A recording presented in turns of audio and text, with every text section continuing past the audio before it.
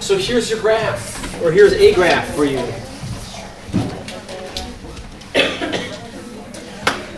Okay, remind you, we had a cart like this, and you were putting different weights in it, and you were pulling across the table using a force sensor, trying to figure out what the force of friction acting on it was. And then I had you graph the force of friction and the weight, because one of the things we said about the when we said what affects the force of friction, one of these you wrote down was the mass of it. We said, well, we'll talk about the weight since it's the force. So the weight affects the force of friction. And so we can see here, when you plot your data, it should be a fairly linear graph that as the weight increased, so did the force. So we saw some sort of proportional thing there where the friction was proportional to the weight. The friction was proportional to the weight. That's good. That's what we want to see happen. So how does weight affect it? We say, well, you increase the weight, increase the force of friction. Okay, I think most people look at that and agree. So, but I want to investigate just a little bit more because I understand when you had this cart, when you put more mass in there, it was harder to pull, right? Mm-hmm. But if I take the mass out, if I just push down on it like this, is that going to affect the friction? Will it be harder or easier to pull, or is it the same when I push down on it like this? It's harder to pull. It's harder to pull, isn't it, right? If I go to pull this, I mean, I can pull it very easily like this, but if I put my fingers down here, I can pull as hard as I want, and it hardly moves. So what am I changing when I do that?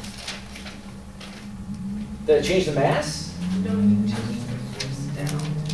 Okay, I change the force down, and what effect does that have on the object then? That's the force I put on it. What effect does it have on the object?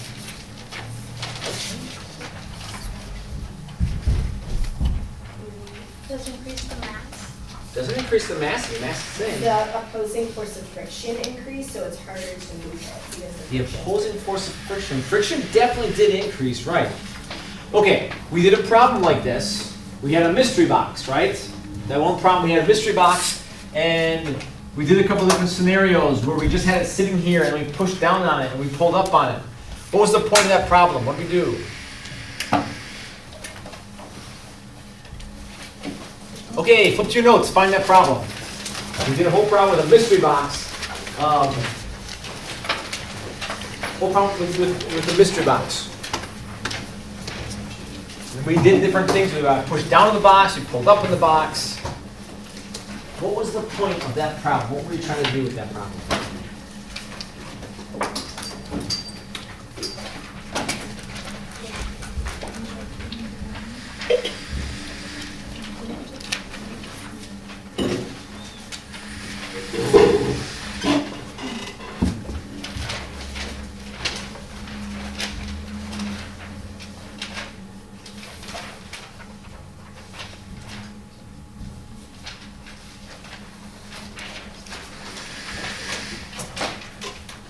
We got to 105, so let me find it. To find the net force. Not find the net force on it, because net force in the box is 0 the whole time. Find the normal force on it, right? Net force is part of that, but find the normal force, right? So we did stuff where we had the force of gravity coming down and the force normal going up, right? And you're right, in this example, the net force was 0, so net force going up minus net force, or the force going up minus force going down. Mass acceleration was 0, right? Okay, so we're finding the force normal on there. And when I push down on that box, did that change the mass of the box? No, but what did change? Force normal.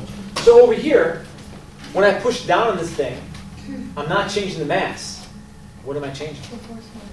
The force normal. So when we said, hey, the friction and the weight are proportional to each other, it's not totally correct. I agree, when you put more mass in there, the weight increases and the friction does increase. But what's the same between when I put more mass in this thing and when I push down on it? In both those examples, the force normal is increasing. So we weren't totally correct when we said it was friction and weight. It was really friction and force normal that are proportional to each other. So really we should be changing our graph down here to say, not weight, but force normal. Because force normal is proportional to the frictional force, and that the greater force normal you have, more force friction. This is why, if, for example, if you're sanding something with a block of wood, right, you're trying to sand something, when you're sanding it, you don't just kind of lightly rub the sanding paper across it, you push down that sandpaper and rub it across the wood, because you want to get a lot of friction built up. So you increase the friction by increasing the force normal acting on it. Okay? All right. So that's the first major part here. What affects the friction? Force normal affects it. I agree that weight does in a way affect it, but the more correct answer is to say that force normal is what's increasing. Okay? And we saw this nice linear graph to this, and we could calculate the slope of this graph, which you did, and I'll come back to that in a little bit. All right, the next major important thing. And we may have already talked about this, I forget how far class, but we had this graph, right? So this is the graph where objects being pulled, and we see the force that we apply to it on the top graph up there. The big key to this is, notice that there's this giant peak that happens here, okay? And that you're applying the force, yet it's not moving. There's zero force, and it's not moving. So if I draw out what we had for that box before, right? This was the picture. There's the cart. Yes, we have force gravity going down. Yes, we have force normal going up. But then we had on one side of it your force pull, or apply if you want, and then resisting you was the force of friction. Okay, so when I pulled this thing, or how about this, when I wasn't pulling it at all? When I wasn't pulling it at all, what's the force of friction acting on it? Zero, right? When I'm not pulling it, friction must be zero. Okay, all right. Now, I pulled it with 1 Newton. 1 Newton. Is it moving? No. Wasn't moving, right? All right, so let me write out a net force equation for this scenario here. The net force in the x direction would be force pull minus the force of friction. That equals my mass times my acceleration. All right, so it's established now. If I don't put any force on it, then there's no friction acting on it. And this whole thing equals 0, so it's not accelerating. Okay. If I apply 1 Newton to it, it's not moving, right? So what's the force of friction acting on it? 1 Newton. Makes sense, right? 1 minus 1 is 0. Works. What if I apply 2 Newtons to it? 2 Newtons, it's still not moving, which means that it must have had 2 Newtons of friction acting on it. Let's go with 4 Newtons. We're going to apply 4 Newtons to it. Still not moving, right? So what is the friction fighting me with? The same amount. The same amount, 4 Newtons, right? What if I apply 6 Newtons of force to it? I pull a 6 Newton on this thing. 6 Newtons is right here. It's not moving. So if this equals 0 still, then it's fighting me with 6 Newtons. Is it strange that the friction is increasing? In that no matter what I pull with, it's resisting me? That's what friction does. We call this static friction because it's when an object is not moving. This is the static friction. Static is when things aren't moving, it's a stationary. So static friction is when objects are not moving and the friction is fighting to keep it that way. It doesn't want things to move. So this is resisting me. As much as I pull it, it's resisting and pulling the opposite end of that object. Now this is not Newton's third law, it's not what it is, because it's acting on the same object. This is me pulling the object and friction trying to resist the object from moving. Static friction. But we can move things. I just have to pull even harder. So now I pull with, let's see here. I pull with about 7 Newtons. Once I hit 7 Newtons, then it starts to move, right? So once I pull with 7 Newtons, it starts to kind of give and starts to slide. And then as soon as it was sliding, it was moving. And now, remember, we only wanted to have it, so here, at this point, let me write something. This was not moving.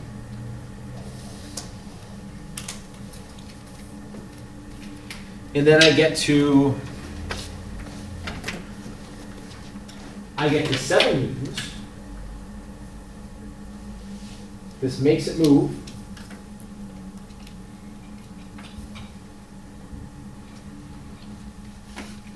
And now we wanted to make sure it had no acceleration, right? So now while moving,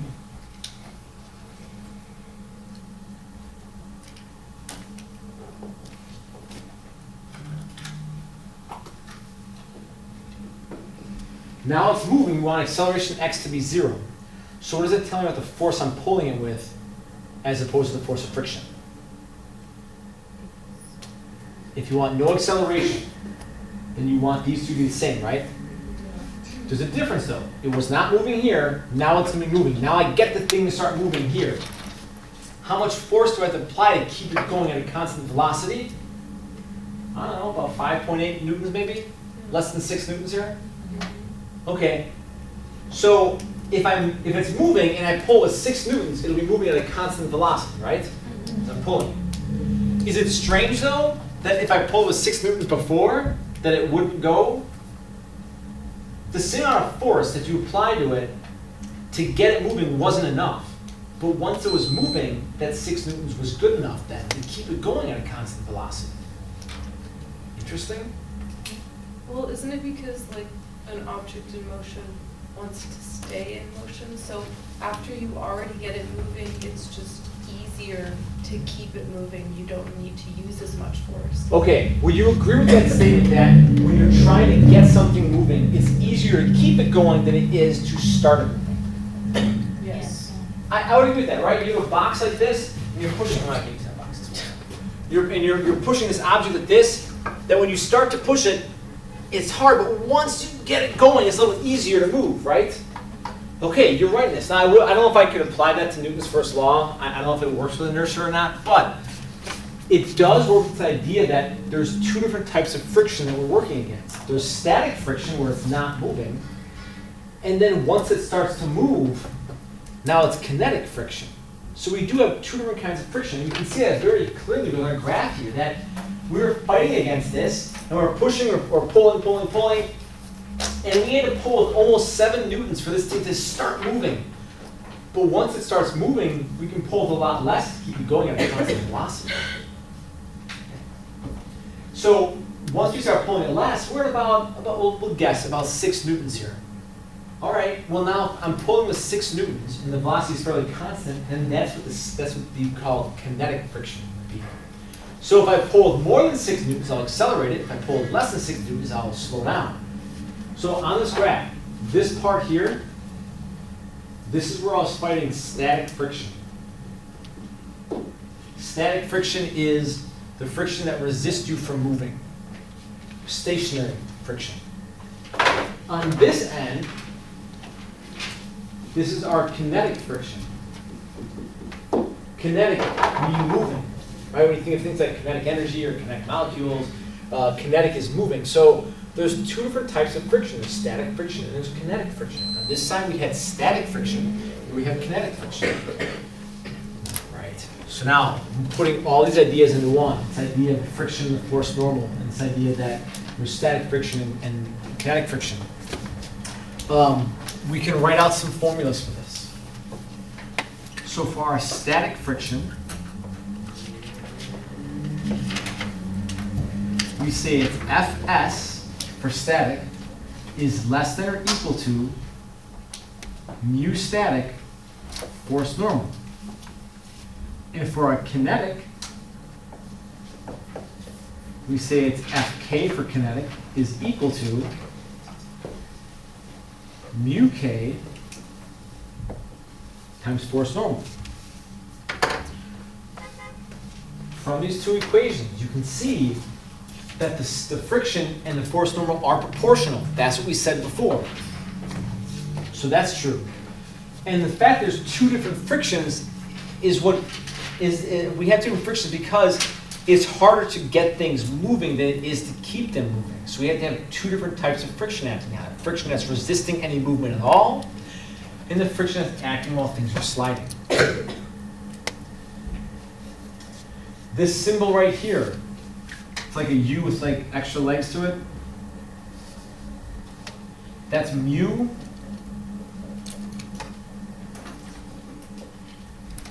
It's our coefficient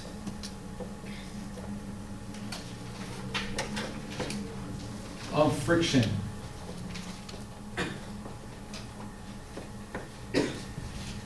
That is what accounts for the different surfaces. And that we had all those different surfaces up here, right? We had cork, we had felt, we had plastic. And all of your graphs had different slopes to them. When we were finding out the slope of this kind of graph, when we were finding the slope for this thing, the slope would be the y over the x, right? So in that example, our y is the friction force, and our x is the force normal. The ratio of the kinetic friction to the force normal is what gives us that coefficient. It's just a number that we use to describe how much friction a surface is going to create. So the different surfaces would have had different slopes, different coefficients. Now, technically, all of your slopes should have been the same. So everyone who did felt should have gotten the exact same slope of 0.198 for their graphs. You may not have, and there'll be some slight differences in it, but that's for those surfaces. Let me show you a table full of these things. Here's different coefficients of friction. It's a table from your book. No, you don't have to memorize these things. It's not the point. This is just data we've gotten experimentally. But it's showing that different surfaces will have different frictions. You sort of knew this already. I think you had that idea. Notice that the first column, which is the coefficient of static friction, is always greater than the coefficient of kinetic friction. This goes along with our idea that, hey, static friction is always bigger than our kinetic friction.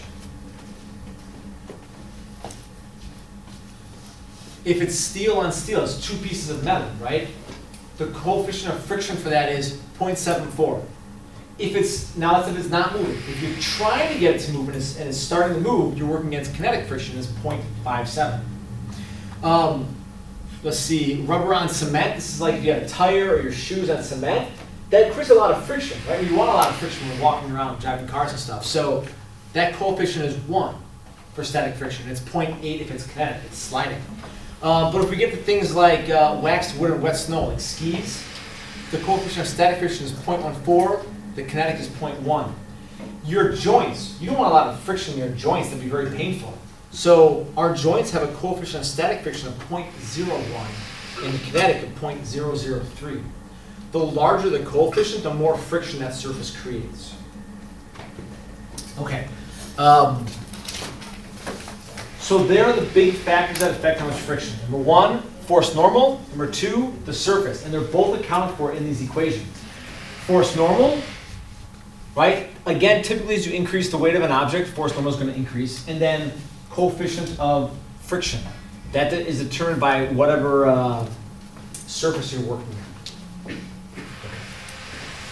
All right, I think we got that part. Let's go back to some of these definitions here and stuff. This definition, it's in your book, so hopefully you've already written down a definition like this. If not, you're writing the page number down so you can copy it later. But the actual definition for static friction, page 136, the force that resists the initiation of sliding motion between two surfaces that are in contact and at rest. When you're trying to get an object to move, you're fighting against static friction.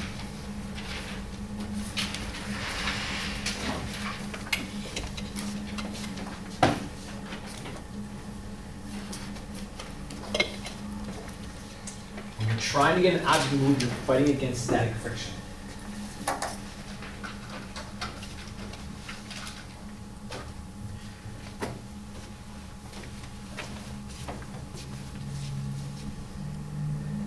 You'll notice this, the signs here are different. This is a less than or equal to sign. This is an equal sign. Static friction can change. And we saw that when I was asking you before, well, if I push with 1 Newton, what is friction resisting me with? 1 Newton. When I go to move that container and I put a force of 1 Newton on it, and it's not moving, that's because of static friction. Static friction is trying to resist things from moving. So it's going to pull 1 Newton, it'll stop. If I pull 5 Newtons, it's going to pull 5 Newtons. If I pull is 6 newtons. It's going to pull is 6 newtons. So it continues to match whatever I'm doing. But it has a limit. There's only a maximum amount that static friction can have. Think of it this way. If your friction, okay, so your static friction, your number one goal is to stop things from moving. Prevent them from moving, right? So if I go to push this object, your static friction, you're going to resist that. I push with 5 newtons, you'll push with 5 newtons. I push with 8 newtons, you'll push with 8 newtons. You're trying to resist, but you have a maximum value of whatever your static friction can be. When we were doing the lab experiment, from the data I had, it looks like 7 newtons was the maximum static friction could push with, okay?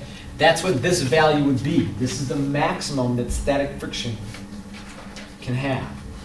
So for our lab, this would have been 7 newtons. So why do we have this less than or equal to sign? Because the force of static friction doesn't need to push with all 7 newtons. It can go up to that amount. So if this is your maximum, 7 newtons, and I push with 5 newtons, what are you going to push with? 5 newtons. If I push with 5, you're going to resist with 5, right? Even though your maximum is 7, you're going to push with 5, because I'm pushing with 5. So you're going to match whatever I'm doing. I push with 6, what are you going to push with? 6. Right. So that's why we have a less than or equal to sign here, okay? Now, what happens when I push more than 7, more than your maximum can go? When I do that, it starts to move. And once it's moving, now we're working against kinetic friction. Again, definition from the book, page 137. The force that opposes the movement of two surfaces that are in contact and are sliding over each other. The sliding part is important. If an object is moving, it's sliding along the ground, it's working against kinetic friction. If it is stationary and not moving yet, it is working against static friction. So that's usually my first question. Is an object moving? If it's moving, kinetic friction. If it's not moving, static friction.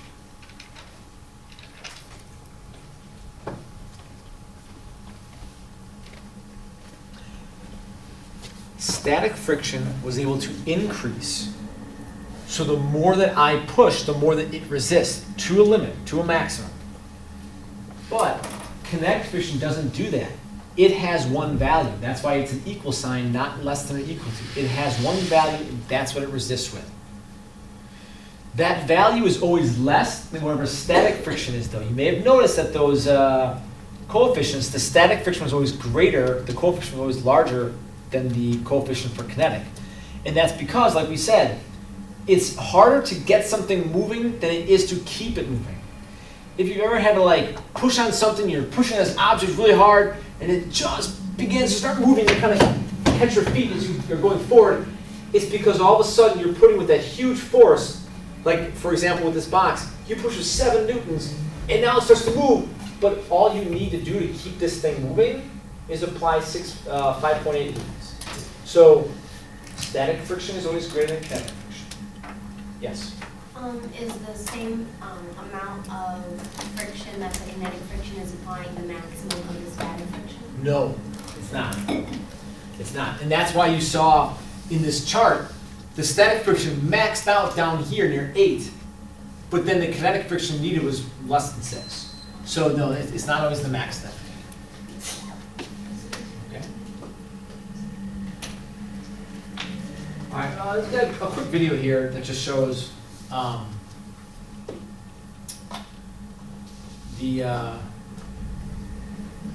different types of friction and different models of friction. Friction makes it more difficult to move an object across the surface of another object.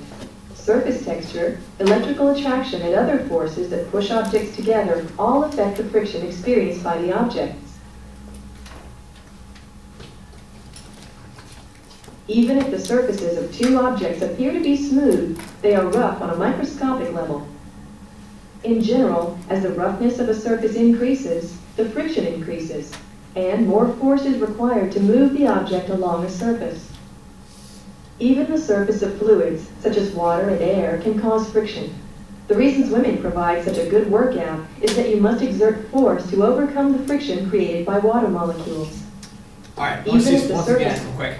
So there's the two surfaces of the two different objects. The difference in those surfaces are going to represent different coefficients of friction. In that this one has a smaller coefficient of friction than this one. And they do say that in general, the more rough the surface is, the more friction. But that does go to an extreme. I tried to bring up the idea of like walking with cleats on a surface like this, and those cleats don't provide you much friction. That's because that's a very extreme version of this. But again, typically for the most part, the more friction, the more rough the surface is, the more friction.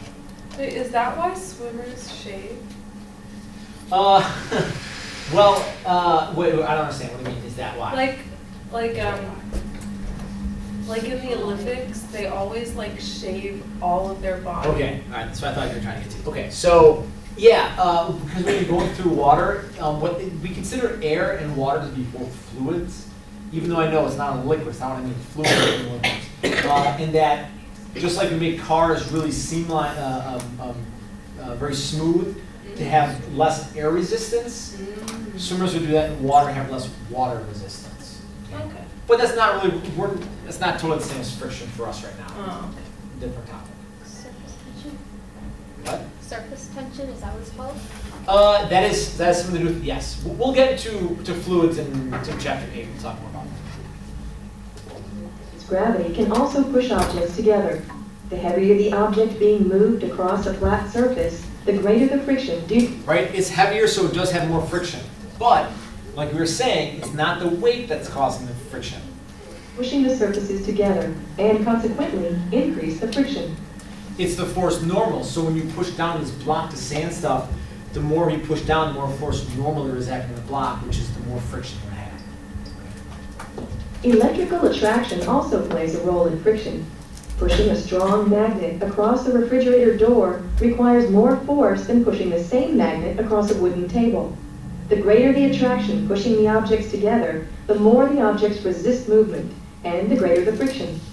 On the other hand, if the electrical attraction is negative and the objects repel one another, friction can be reduced. Maglev trains take advantage of this phenomenon to give a smooth, nearly frictionless ride. All right, so all those things hopefully providing a few ideas here. The surface, the more rough the surface, the more friction there is. That's indicated by the greater coefficient of friction. The more you push it down on, the more force normal is going to be. The heavier it is, the more gravity pulls down, the more force normal is going to be, which also increases the friction as well. Okay? All right, let's skip that stuff. Here, friction, formulas. All right, so let's do a sample problem here, really kind of sum this idea up for us.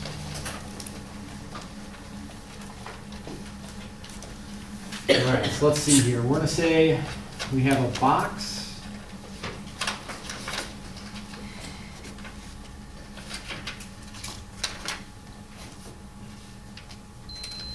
We'll say it's a 10 kilogram box.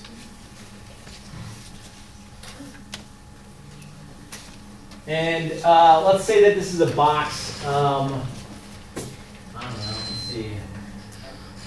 Let's say it's aluminum on steel. So it's a metal box and a steel track that we're pushing. So we say that the mu static is going to be 0.61 and mu kinetic is 0.47.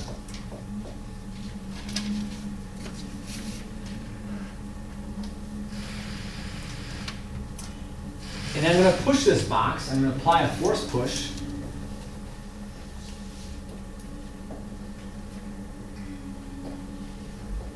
Of 50 newtons.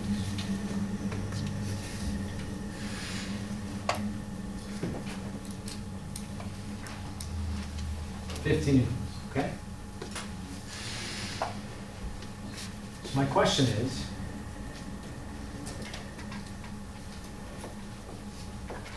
what is the force of friction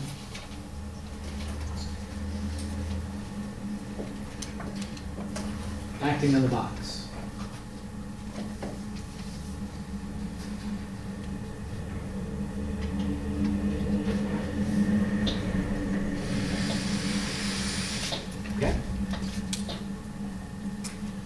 That's my question. What's the force of friction acting on the box?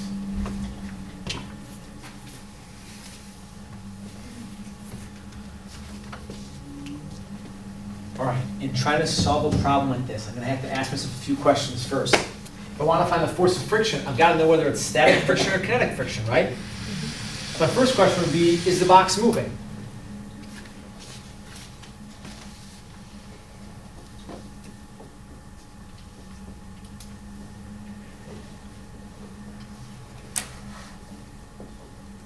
Is the box moving, right? That's my first question. Is the box moving? So, is it moving? Yeah, why? How do you know? Because the force of the push is 15. Okay, so I'm pushing with 50 newtons. So, does that mean there's nothing resisting me? Is the net force 50 newtons? No. Right. What's resisting me if I'm going to push this box? Friction. Friction's resisting me, right? Okay, so how do I know if the box is moving? Well, the kinetic friction, is it because the static friction is 0.61, which is larger than the kinetic friction? Static friction will always be larger than kinetic, but those are just the coefficients. That's not the actual friction. Let me ask you this way. In order to move this box, what has to happen? What do I need to do to move this box? You need to exert enough force to overcome the static friction. I've got to push harder than static friction, right? So if I say, is the box moving? Well, I can say only if force push is greater than force of static friction max.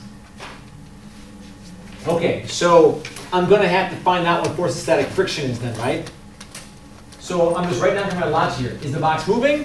Only if force push is greater than static friction max. So my next question is, what is static friction max?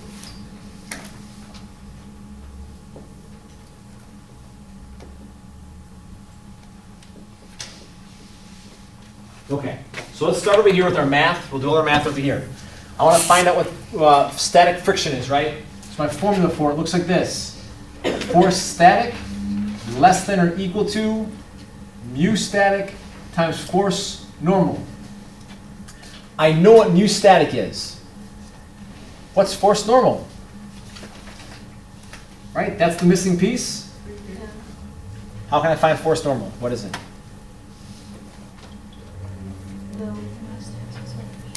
It's not times mass times acceleration. Don't say that. Force normal?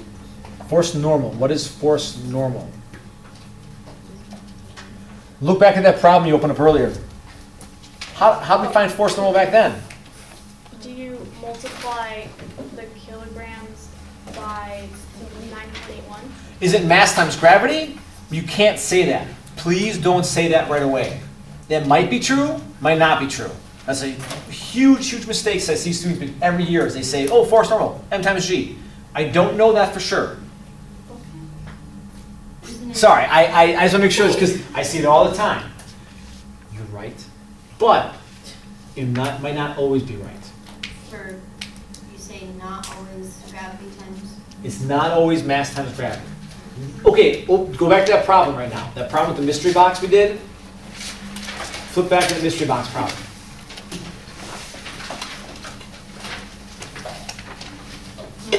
When it was just the mystery box on the table, what was the force normal? The same weight as, It was the same as weight, right? It was mass times gravity. So if it was just sitting there, it was mass times gravity, right? Okay, what about when we were pushing down on it?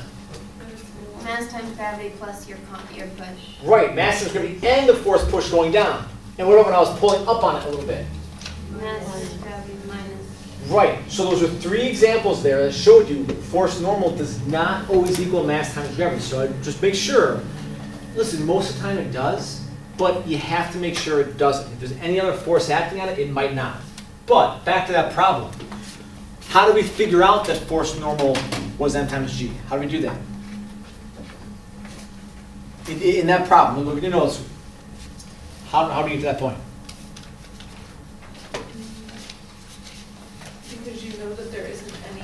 force pushing down on the box? How did I know there weren't any other forces pushing down the box? Because it was moving. Because there was no acceleration, there's no net force? Okay, how did I know the forces that are acting on the box? Because of the weight? No,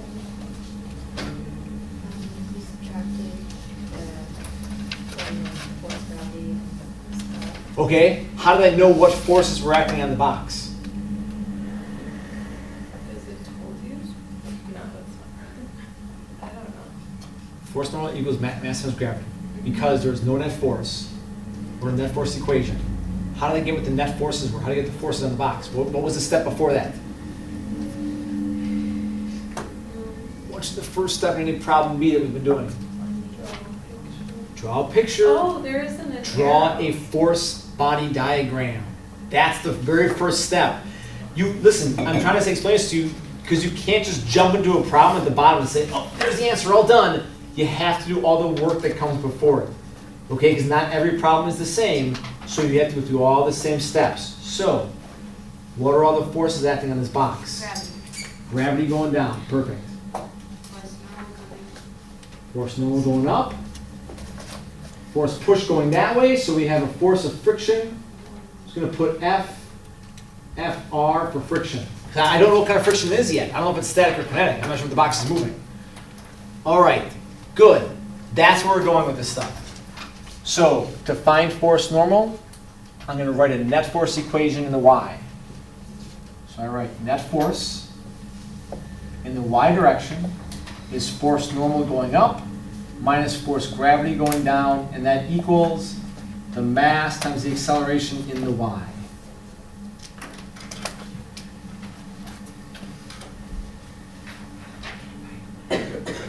Is the box accelerating in the y direction? That's up and down. I don't think so, right? If you're pushing on it horizontally, I don't think that's going to cause the box to go jumping up into the air, right? So this whole thing should equal 0. So force normal minus force gravity should equal 0, which means that force normal Is equal to force. is equal to force gravity, and so force normal, Sarah, equals? Equals, Gravity times mass. Yes. So you were right. It does equal mass times gravity, but here's my issue. It doesn't always do that. We've done a couple examples now where we're pushing down the box, pulling up on the box, boxing the angle, box accelerating up or down. That could change whether force normal equals mass times gravity. Most of the time it does, but not always. There you go. We know what force normal is. Great. So we plug that back into there. So I'd say force of static friction is less than or equal to mu static. Instead of force normal, I put in mass times gravity.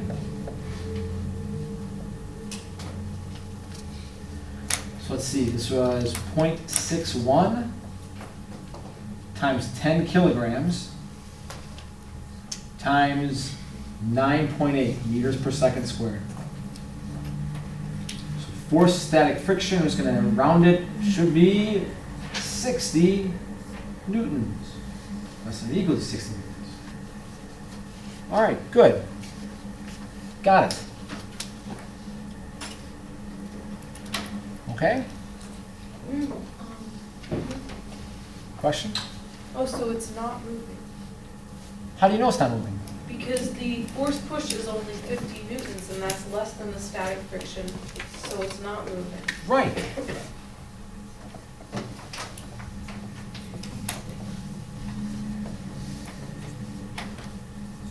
Box is not moving. Force push is less than force static max. Right, it's not moving. All right, great. So we're pushing on it, but it's not moving. We're okay with that? Okay, yeah, great, makes sense. I didn't know that until I calculated the force of static friction though, right? So now the question comes over here. What is the force of static friction acting in the box? Force. 50 newtons. 50 newtons? Wait, was it 60? Or 60 newtons? 60 newtons. Okay, all right. Let's try this out. So let's say force push we know is 50 newtons. And we're saying the force static friction is 60 newtons. Okay. I'm going to write a net force equation in the x. The forces acting horizontally would be force push minus the force of static friction equals mass acceleration in the x, right? So I'll put in 50 newtons minus 60 newtons equals mass acceleration in the x. So that's negative 10 newtons equals mass acceleration in the x. Is there a net force acting on the box? Yes. Yeah. Yes, yes, there is. Yeah. And what direction is that net force pointing? To the left. To the left. So does that mean I come here to push this box, and I push it 50 newtons and it starts to slide backwards like this? That's ridiculous, right? It makes no sense. That shouldn't happen that way. I don't push an object this way to have it start sliding backwards on me. It makes no sense, right? What do we do wrong? Well, isn't the static friction, it can be less than or equal? Right. Right.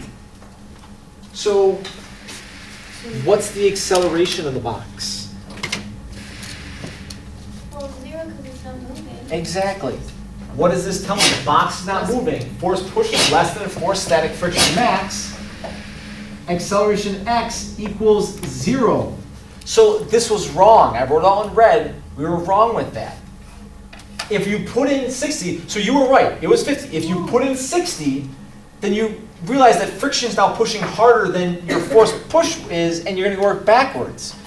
When really, I should have written it like this. I should have said the net force in the x. Now listen, if you wrote this down, that's great. Write it down, circle it, write down why it's wrong. I'll give you a chance. I'll write this up in blue. A chance to write down here why this is wrong. Net force in the x. Force push minus the force of static friction equals mass acceleration x. And we're saying that things should equal 0, right? Because it's not moving. So force push minus force static equals 0. The push force must equal the static friction force, which we know is 50 newtons. Think back to what I was saying before. I said your static friction, and your job is to make sure this thing does not move. And you can push with 60 newtons. I push with 10. What do you push with? 10. Right. I push with 20. You push with 20. I push with 50. You push with 50. So that's static friction. It can go up to this maximum, but not past it. But it doesn't mean it has to be that much. You just have the option of using that much. Okay, if you wrote it down, why is it wrong? Write down in your notes like why that's the wrong way to do the problem.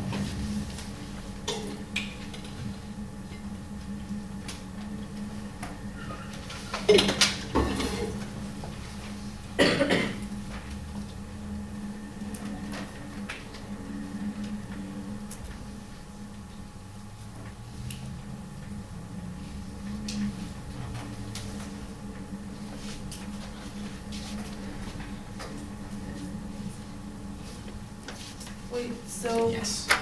with one of these problems, if they didn't tell you whether or not it was moving, you would always do the static friction first. I'd have to check, right. Yeah. Yeah, if it doesn't tell me it's moving, if you say you apply a force, that doesn't mean it's moving. How many times have I said I'll apply a force and I push a wall and the wall doesn't move?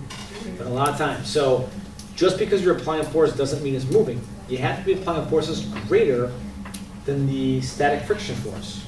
Okay? Yes? Is the reason why the original equation is wrong makes it negative and like you're applying force?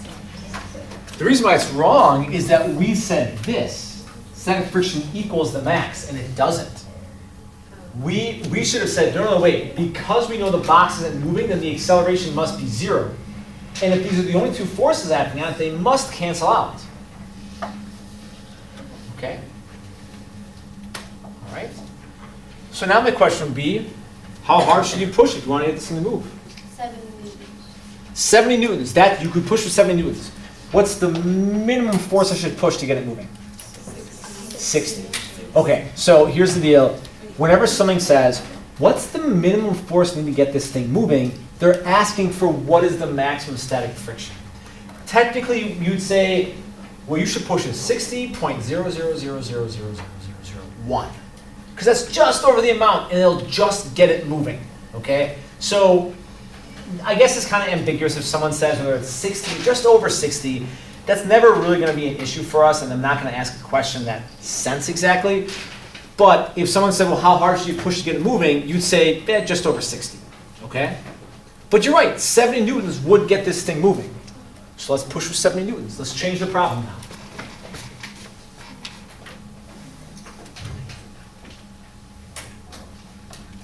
So we're gonna push with 70 newtons. Now it's gonna start moving, right? Okay, now my question is gonna be, if I push with 70 newtons, what is the force of friction acting on it? And then B, what's the acceleration?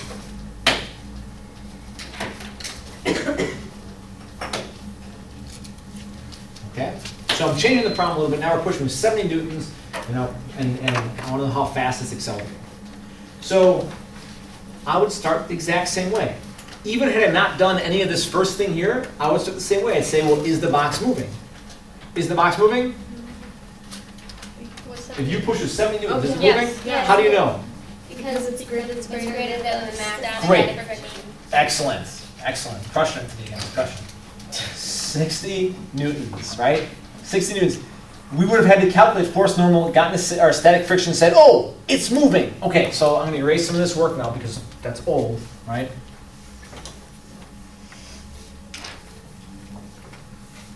And now I'm going to write that the box is moving.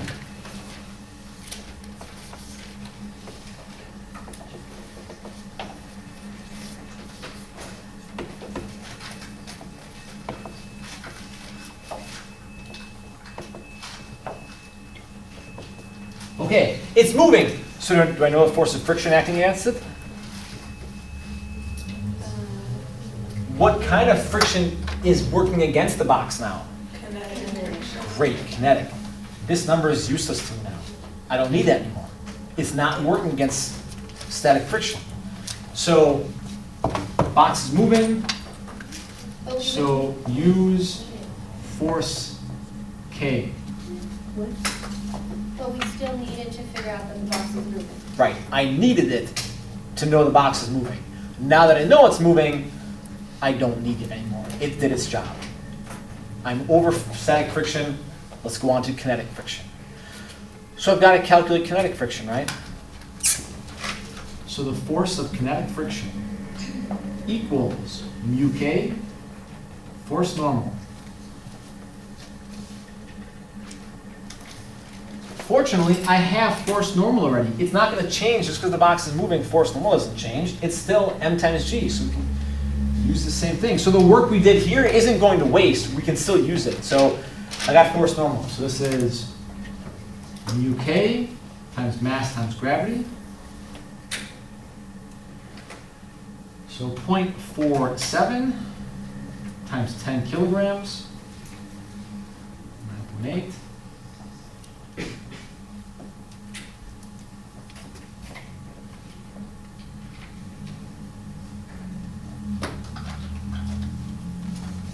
.46 newtons.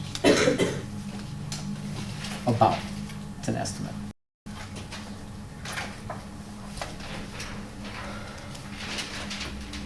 Okay? So do I know what the force of friction acting the box is now?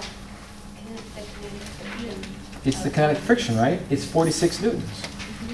That's it.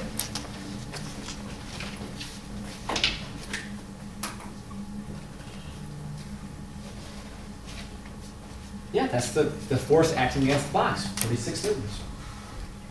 Even though I'm pushing with 70, that's fine.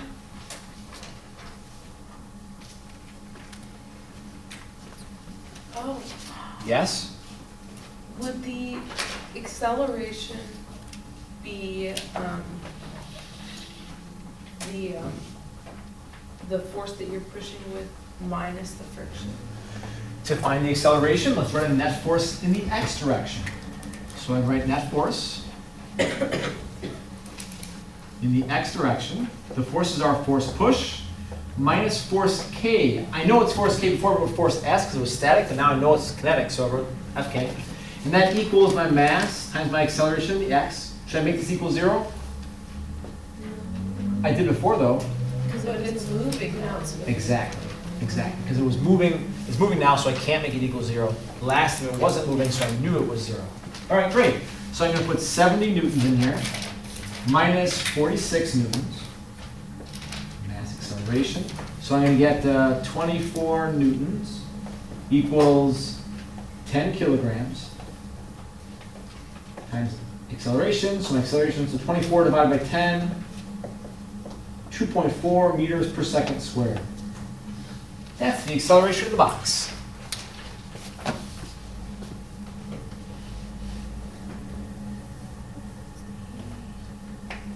Because it's moving. It is moving. It is moving and accelerating. Sound good? Yes? Yeah, what if the box has a constant acceleration and is moving? That's fine. It means it's speeding up, right? Yeah, that's fine. If I wanted to take this one step further,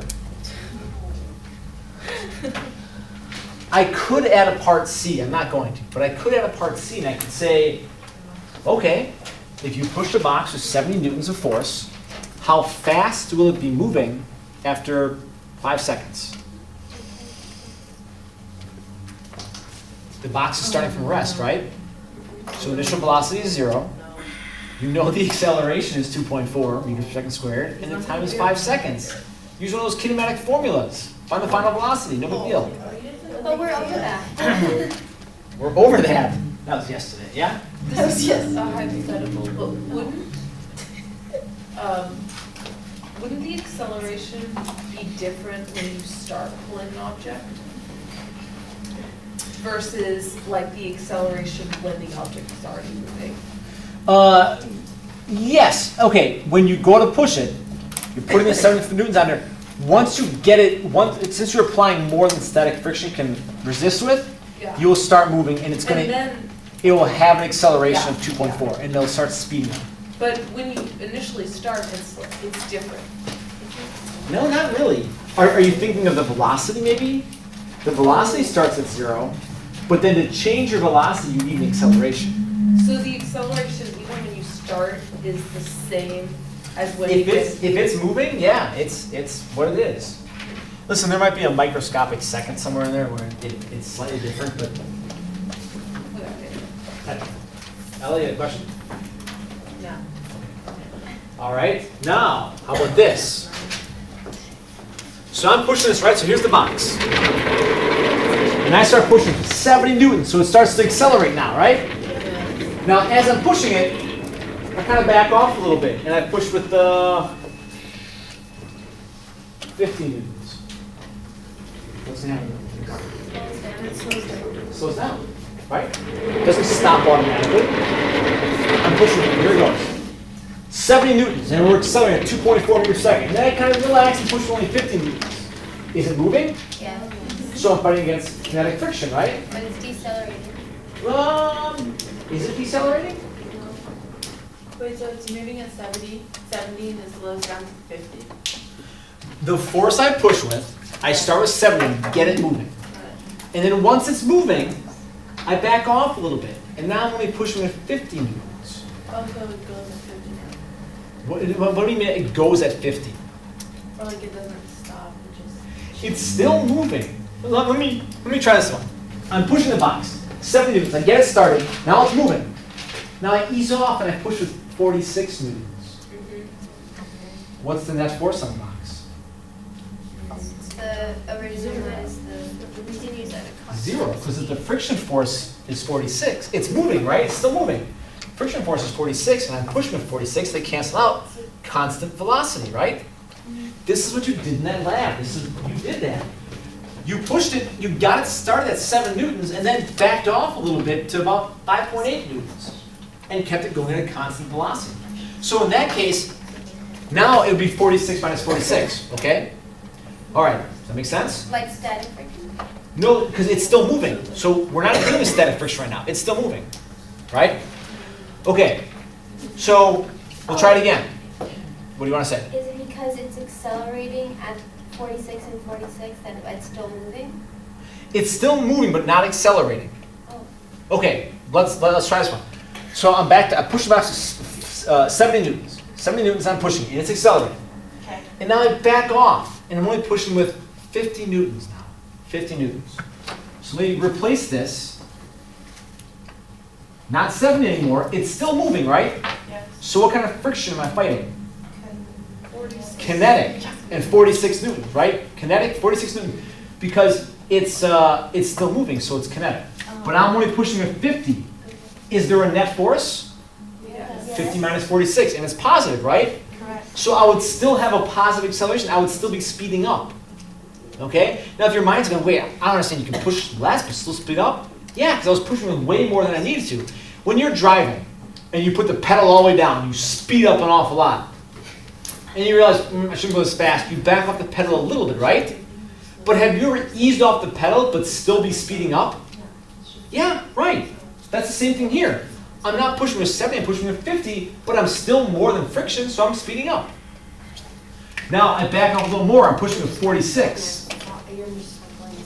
Now I'm exactly equaling friction, So you have no acceleration. no acceleration, but I'm still But you're moving. still moving. That's fine, that's what our lab was all about, right? You don't like that? I was just saying, every time I hear no acceleration, I think no net force. No, you're right. No, Yes, that's right. yes. Oh, okay. That's what I'm trying to do. That works. Yes. No acceleration, no net force. Look, the forces cancel each other out. There is no net force, no acceleration. It doesn't mean you're not moving, though. Okay, now. Now I push with 30 newtons. Then it's not. Now what's going to happen? Well, it's lower than It's not. the It's not. friction. Is it going to come to a halt just like that? No, it's gonna slow down. decelerate. It's going to slow down. I'm going to decelerate. This whole time I've been accelerating the box, right? 2.4 meters per second squared. I've got a certain speed. And now I back off an awful lot, and now it's going to start slowing down. Have you ever driven your car and taken your foot off the gas, not all the way, just backed off and started to slow down? You're still applying gas. It's still like moving it forward. You're still, but the force you're applying to go forward is now less than the resistance, so you start to slow down a little bit. So, Mr. Roda, is that still kinetic friction? Is it moving? Yeah. Still kinetic. Okay. If So it's when moving, it's kinetic. So when does it start being static? When it's not moving, So like when it's like, when it stops. okay. So let's get to that part. Alright. So what if I just stop pushing? Then it Well, it's zero. Then Then it decelerates. it decelerates, right? Alright, we push it, 70 newtons is moving, and then I stop. That still goes forward, right? It has inertia, it's still moving forward. If I'm gonna have no force pushing, if I stop pushing and back off, is there a net force on the box? Yeah. Yes, negative 46 newtons. And if this is 10 kilograms, then my acceleration of the x, 46 divided by 10, is negative 4.6. It's going to have a deceleration. It's going to slow down. And eventually it's going to come to a stop. And now when I go to push on it, and I'll say, let me put that 30 newtons back on. Static. It's static friction. Static friction, it's not going to move because static's 60 newtons. Okay. How much is like I know that we've established like what constitutes a newton, but like how many newtons is like a ton of newtons? Like is 30 newtons like Yeah. a really A ton. large amount of How many newtons? pounds is that? Newtons. Here. Like is that, like is this like 1 newton? What's the mass in that? Yeah, 1,000 grams. 1,000 grams. So 1,000 grams is 1 kilogram, right? Yeah. Oh, 1 kilogram. And the force of gravity acting on that thing then would be the mass times the gravity. So 1 kilogram It's 9, times 9.8. 9 point. Oh, So that's that right. is 9.8 newtons, or about 10 newtons, right? So that's 10 newtons. So you holding that up is 10. Yeah. So then if this is only 100 grams, then it'll be 1 newton. Oh, okay. So this is like 1. Okay. There you go, 1 newton. So 1 newton isn't all that much, right? So it takes a lot of newtons to start a car. So like Yeah. skeletons is like Yeah. So 1 newton, no big deal, right? That's 1 newton. Wait, that's one. That's it. Yeah. I didn't even know it was Sure, pass it around. How about it?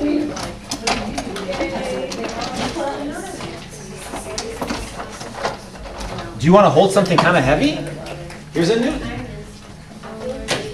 That's a 1 Newton. Okay, all right. We are ahead of schedule, good.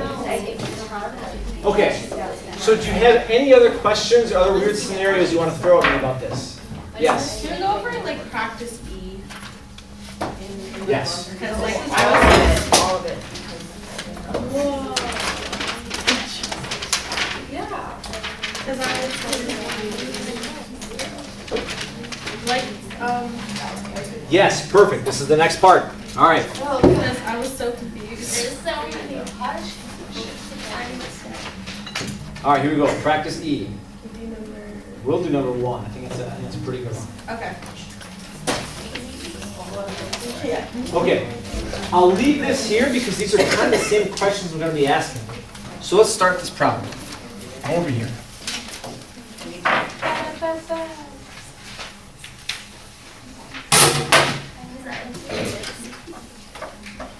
Okay. A student pulls a rope attached to a box of books and moves the box down the hall. The student pulls at a force of 185 newtons at an angle of 25 degrees above the horizontal. The box has a mass of 35 kilograms and a coefficient of kinetic friction between the box and the floor is 0.27. Find the acceleration of the box. First step, let's draw a picture of what this looks like so we have an accurate image. Can you picture in your head what this looks like?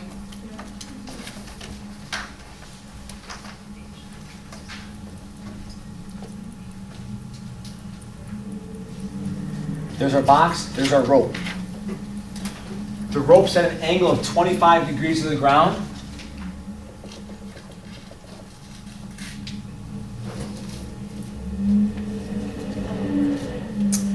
The information I know with this problem, the mass of all these things is 100, no?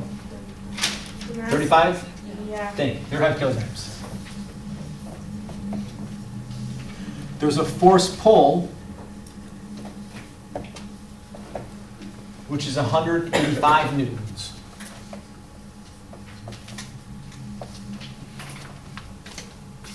And the coefficient of kinetic friction is 0.27. Great. And they want to know what the acceleration is.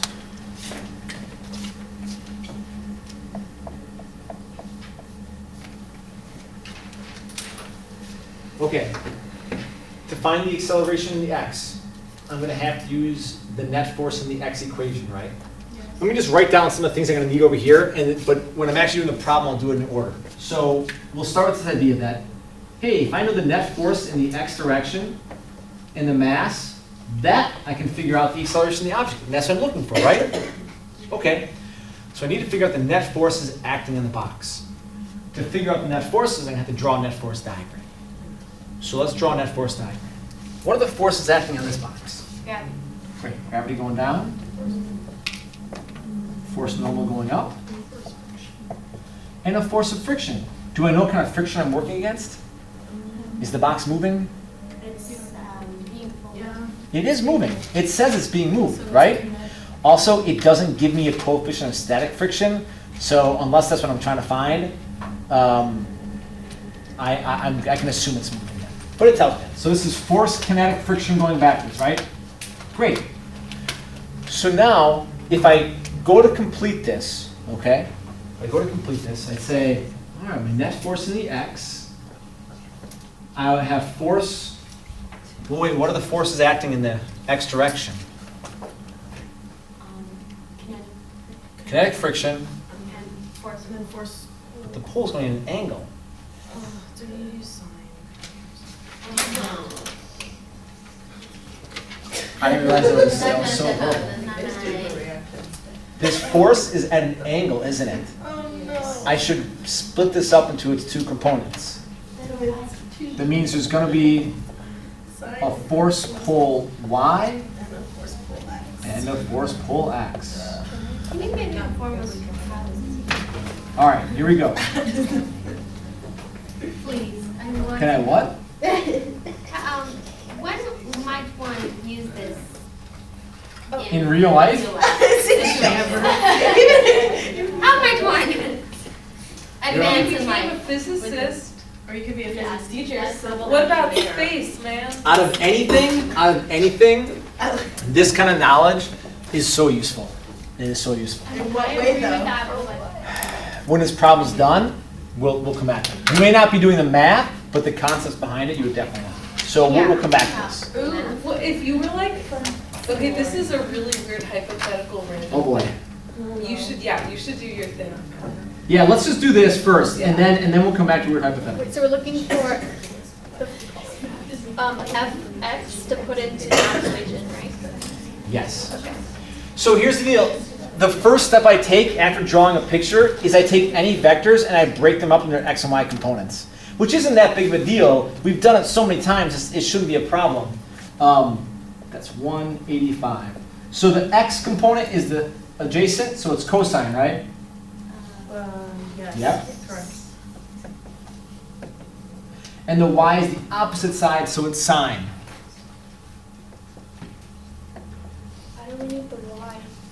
We don't yet, but, well, we will eventually. Also, when I do a problem like this, if the first thing I do is I draw a picture. Second thing I do is I break up any vectors into their components, because I'm pretty sure I'll need all the components. If I don't, it was a little extra work, no big deal. And it's 25 degrees, not 27. Thanks. Confused? No, we saw the 27, 25. Okay, so for this part, I'll say force pull y would be sine 25 times 185. Force pull x, cosine 25 times 185.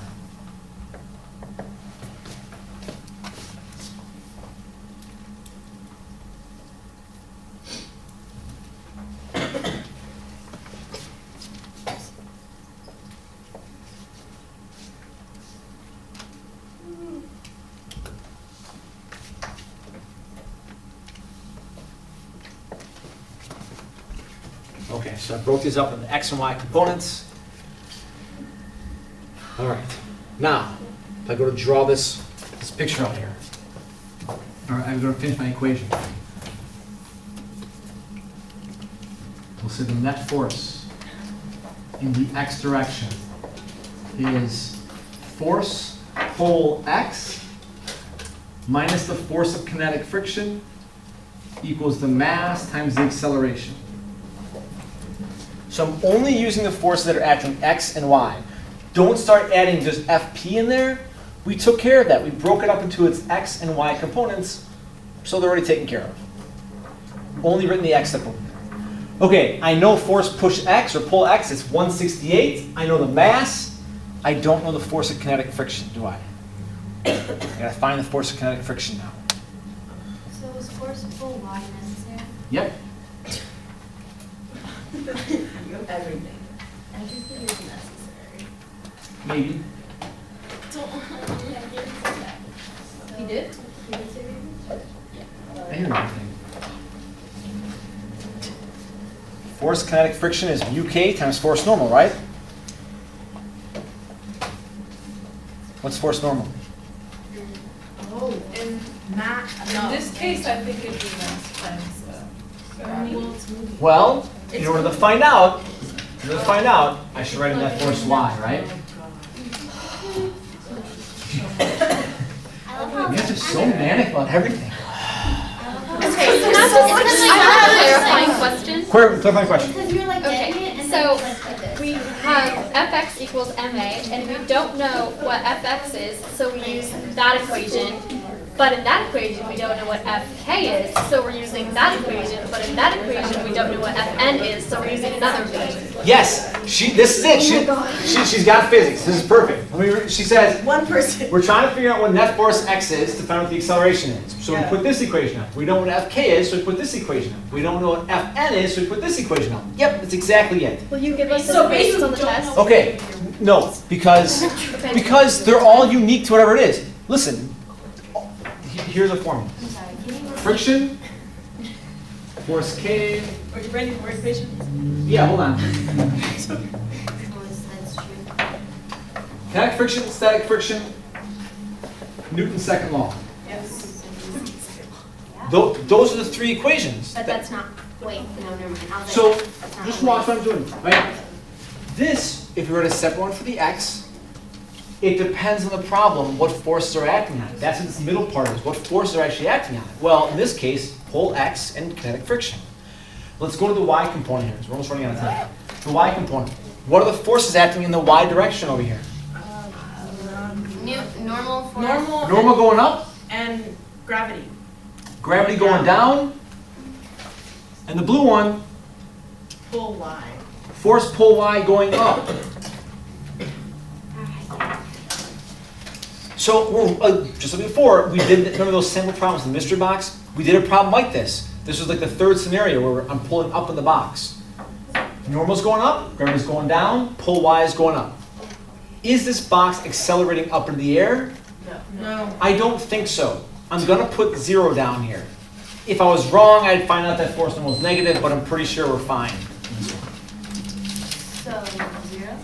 So this whole part, so normal minus gravity plus force pull y equals 0. Because it's not flying. It's not moving us up.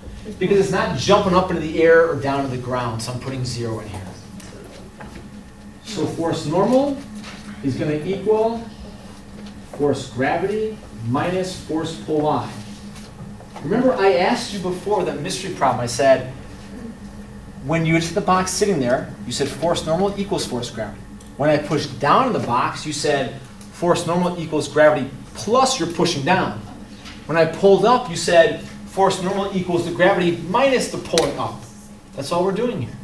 So here's an example where force normal does not equal mass times gravity. It's gravity minus a little bit more. Okay. So. Okay, so we can actually put numbers in for this one. Wait, Yes. so, I thought the force pull, going up was positive. Yes, it is, but then when I add force gravity to both sides and then subtract force pull y to both sides. So do algebra analysis.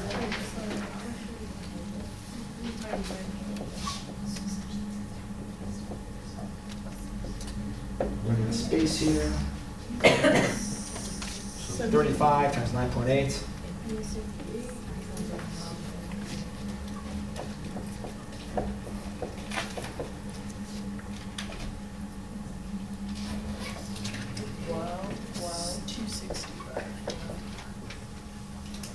Okay, This is the one heck of a problem. I know, right? it is, but you'll feel awesome when you get all done. Force normal. Yes. Now we know what force normal is, right? Yes. Let's put it in here to find force friction. And we said the force of gravity is mass times. Yeah, that's mass times gravity. I was running out of space, so I just wrote the numbers in instead of putting m times g.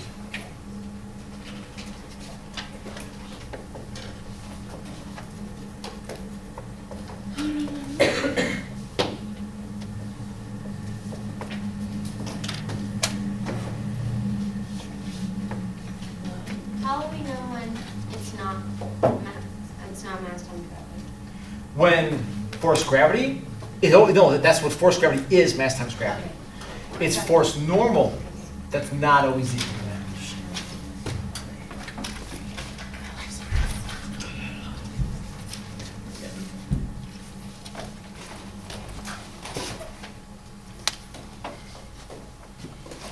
Use this equation, found force normal, plug force normal in to find friction.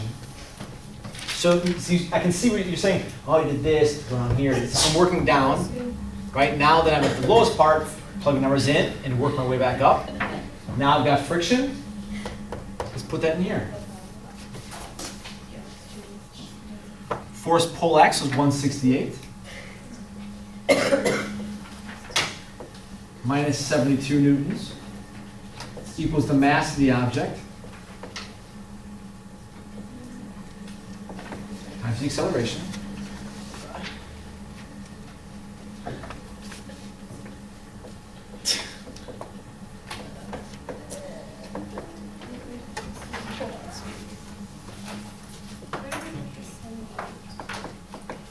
So 96 divided by 35, 72 we get from, back. 2.7.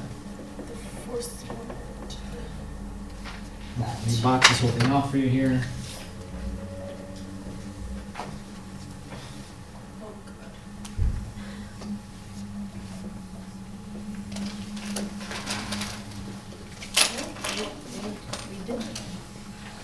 Yes, you did it. That's it. Is that 2.7? Yes. Yes.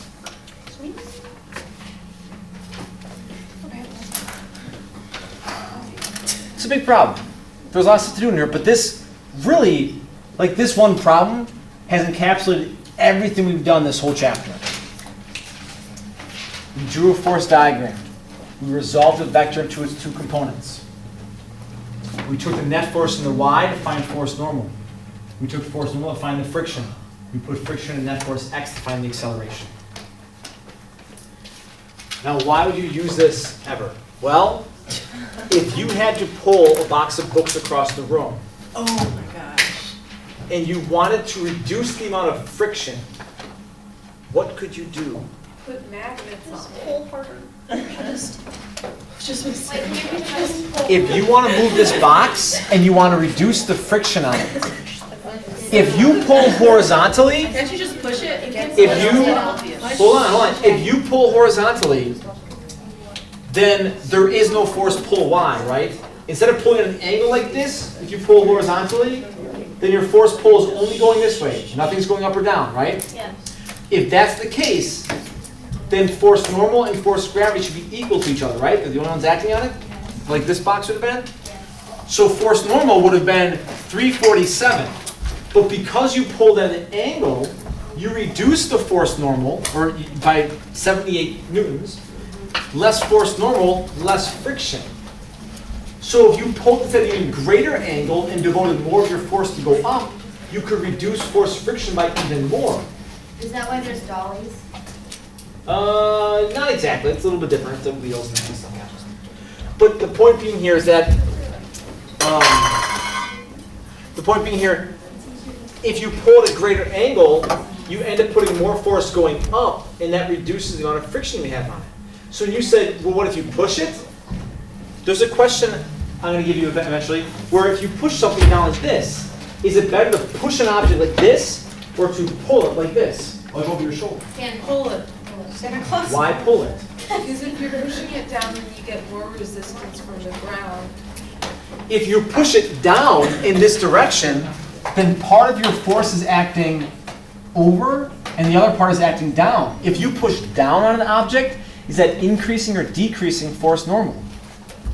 Increasing. If you push down on it, that increases force normal, right? Yes. And if you increase force normal, that makes more friction. Whereas if you pull it up, you're reducing force normal, which reduces force friction. Less force normal, less force friction. Correct. What do you want to say? Oh, my hypothetical, you could use physics to be awesome at magic. Like magic. Okay, all right.